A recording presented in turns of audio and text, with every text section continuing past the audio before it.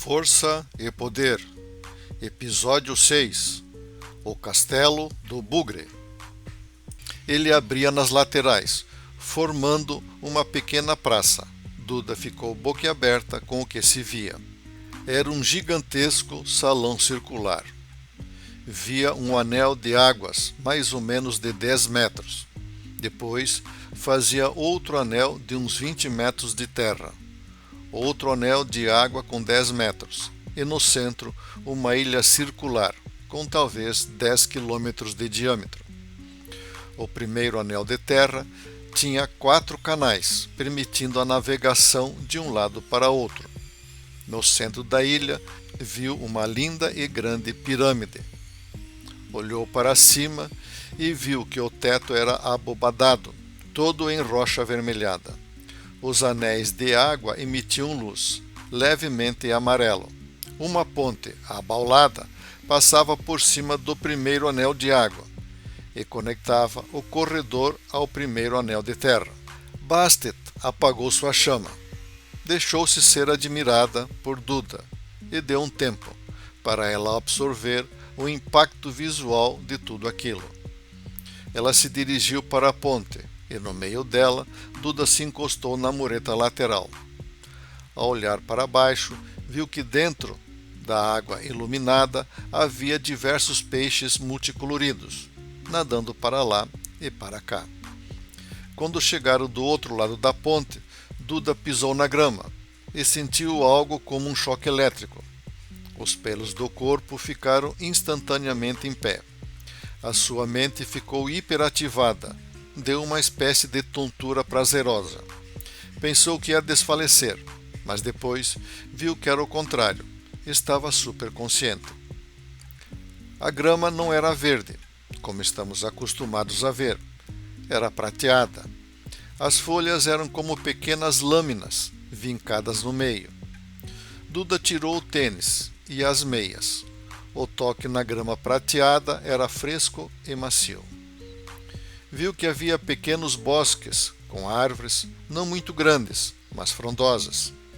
Algumas das folhas que variavam de verde, passando pelo amarelo claro e chegando a quase dourado. Outras tinham as folhas lembrando o plátano, com folhas prateadas. Seguiram em frente, na direção de uma outra ponte que atravessava um dos canais de anel de terra. No anel de água interno havia alguns pequenos barcos de proa alta e popa baixa. Um homem controlava o leme e 2 remavam. Não muito longe dos bosques havia construções em pedra, provavelmente residências, pensou. Nas aberturas não viu portas e nem janelas. Atravessaram a terceira ponte, que ficava por cima do anel de água interno, e chegaram à ilha central. Agora as construções ficavam em fileira, formando algo como ruas. Não havia marcação de terreno ou rua. A distância entre as construções não passava dos 5 metros, uma das outras. Estavam perfeitamente alinhadas, formando as ruas que eram em pedras quadradas, de uns 40 centímetros. Todas meticulosamente iguais. A cada 10 casas havia uma rua mais estreita e transversal, formando os quarteirões.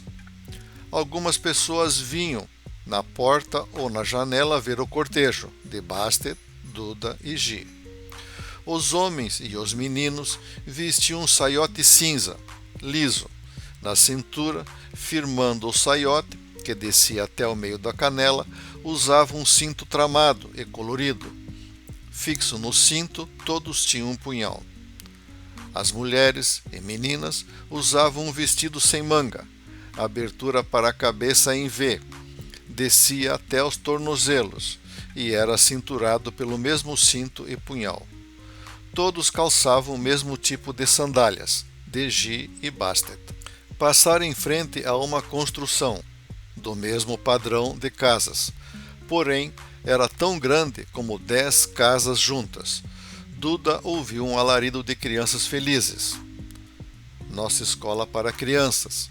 Bastet soprou dentro da cabeça de Duda. Estavam se aproximando da pirâmide. Era o edifício maior e mais alto que todos os outros. Os degraus eram grandes, da altura de um homem alto. No último patamar, no meio, viu 4 colunas, e entre elas um altar. Sobre ele havia uma urna. Da boca saíam línguas alaranjadas e faceiras de fogo. 2 gigantes, tal qual Gi, seguravam uma lança, montavam a guarda do fogo sagrado. Desse patamar, até rente ao chão, descia uma escadaria com 244 degraus. Eles rumavam direto para essa escadaria.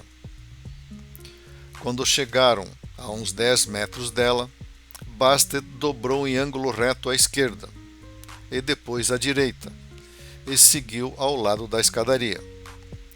Duda viu que mais adiante havia mais 2 gigantes com lanças nas mãos. Estavam guardando uma porta enorme. Quando viram Bastet, fizeram uma reverência e a abriram. Gi passou com a cabeça raspando no marco superior da porta.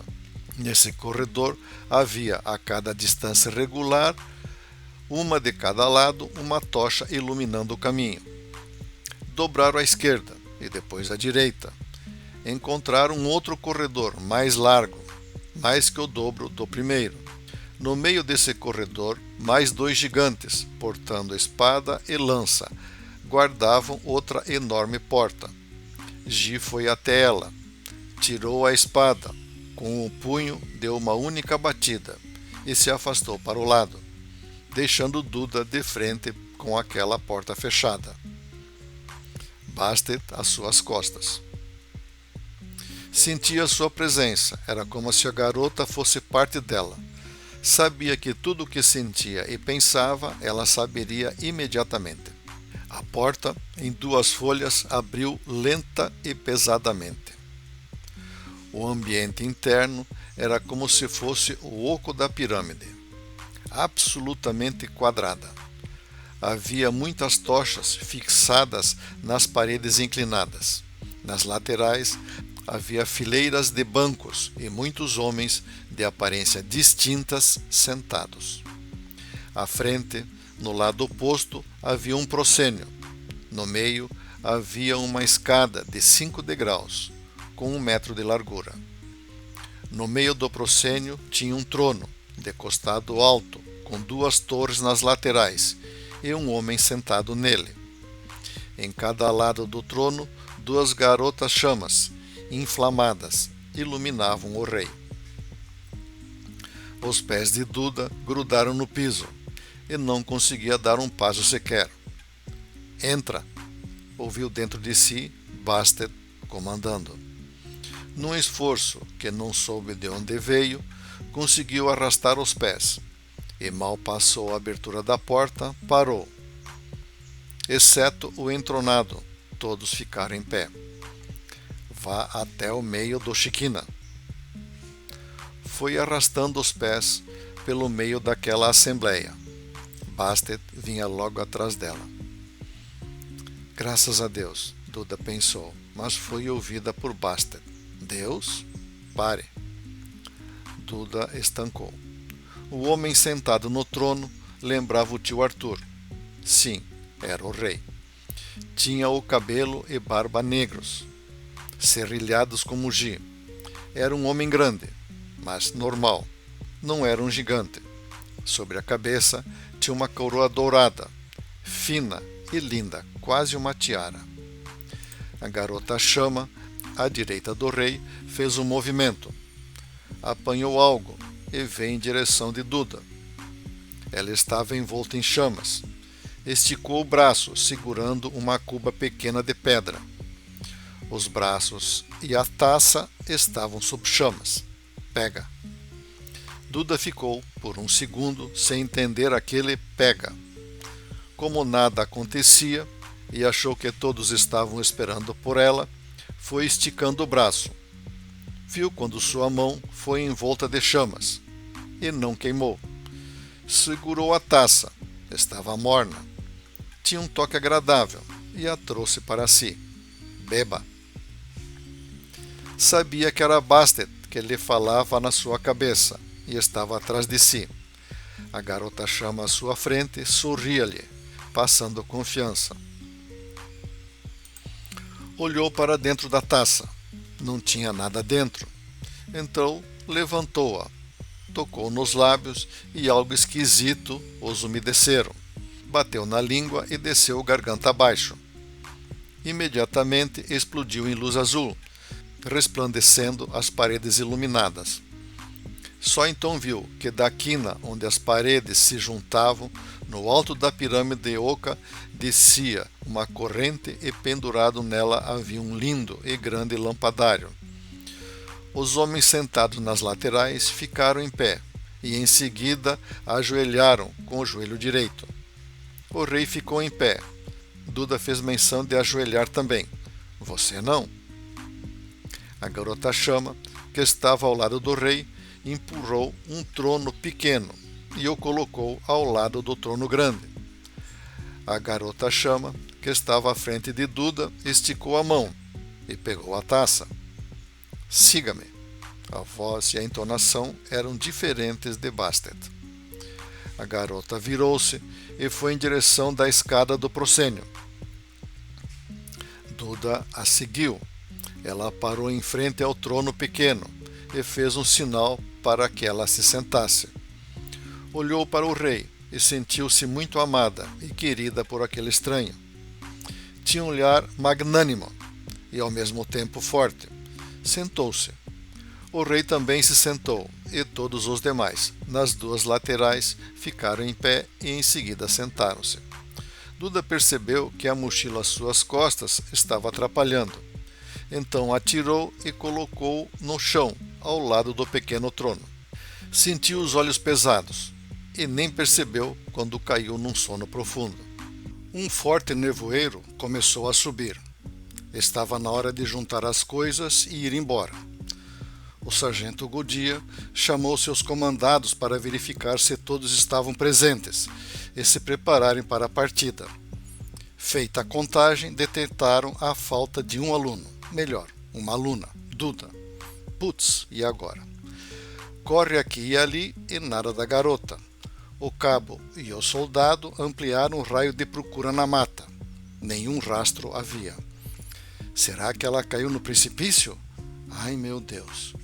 Godia e os soldados, usando corda para fazer um rapel, desceram no precipício. Ação que exigia técnica e conhecimento. Nada. Bateu o desespero. Os alunos começaram a ficar fora de controle. O nevoeiro fechava cada vez mais. Godia achou melhor que Karen e os dois militares levassem os alunos de volta ao ônibus. Deviam esperar por 1 hora. Caso ele não voltasse, fosse embora para Joinville. Ele não sairia dali sem a garota, ou pelo menos com um corpo. Karen desandou em choro, e em seguida pelas demais meninas. Os garotos se faziam de machos e seguravam o nó na garganta. Fizeram a fila indiana, o cabo na frente, Karen no meio e o soldado por último. Iniciaram o caminho de volta. Quando estavam chegando próximo à gruta da entrada da Terra Oca, o cabo vislumbrou um vulto. Correu e encontrou Duda deitada, dormindo com a cabeça sobre a mochila, como se fosse um travesseiro. Karen e todos os demais chegaram logo em seguida. Duda ainda ressonava. Karen olhou ao redor da garota. Aproximou o ouvido próximo à boca. Ela está respirando? Não está morta? Cruzes. Nisso Duda acorda. Olha assustada para todos aqueles olhos, mais assustados ainda. O que aconteceu? Duda pergunta. Você sumiu. Você está bem? O soldado desandou numa carreira enlouquecida, de volta para avisar Godia, que tinha encontrado a garota. O sargento, ao saber da boa nova, desabou de joelhos, com as mãos no rosto, tentando esconder o choro convulsivo. O soldado virou de costas e esperou seu comandante se restabelecer. Vamos, vou matar aquela fedelha do caralho. Quando chegaram, alguns estavam sentados no chão molhado, outros escorados em algum galho ou árvore. Godia se aproximou, olhou para Duda como se fosse um raio-x e se aproximou de Karen. Tudo bem? Sim, estava dormindo profundamente. Ela, assim, está inteira? Karen levou alguns segundos para processar a seriedade da questão. Não tem roupa rasgada, não tem nenhum arranhão, nenhuma marca roxa. Ela estava calma e não reclamou de nada. Graças a Deus. Segura-a pela mão, não a larga por nada desse mundo. Vamos embora. Partiu a passos largos. Ninguém reclamou da canseira. Nada de nada. Godia puxava a fila. Seu olhar manifestava uma ferocidade de botar até onça para correr. Duda vinha pensando em tudo o que vivenciou. Será que havia sonhado? Não. A rocha se abriu sozinha. Ainda sentiu o cheiro da grama prateada. Via em sua mente o olhar tão amoroso daquele rei, da Bastet e a garota envolta em chamas. Ela disse que era sua consciência e o gigante Gi. Nossa, que coisa! Não podia contar isso tudo. Como explicar? Melhor inventar alguma história. Quando chegaram na clareira, onde o jipe e o ônibus estavam esperando, com o motorista dormindo, grande vigia, pensou Godia. A turminha cercou Duda. O que aconteceu contigo? Como foi parar lá? Você está bem? Eu dei uma volta nas pedras e me aborreci. Pensei na tabuleta que fala na entrada da Terra Oca e decidi ver como era. Mas a gruta está toda inundada e não deu para entrar muito. Me sentei para descansar e acho que peguei no sono. Alguns metros dali, Karen e Godia observavam e escutavam a história. Faz sentido, Karen murmurou. Desgraçada, quase me matou do coração, Godia resmungou. Entraram no ônibus e nem andaram uns poucos quilômetros, a maioria dormia. O Toyota verde vinha logo atrás. O cabo e o soldado comentavam a loucura que foi. O soldado não falou nada a respeito do choro do sargento. Nunca aconteceu.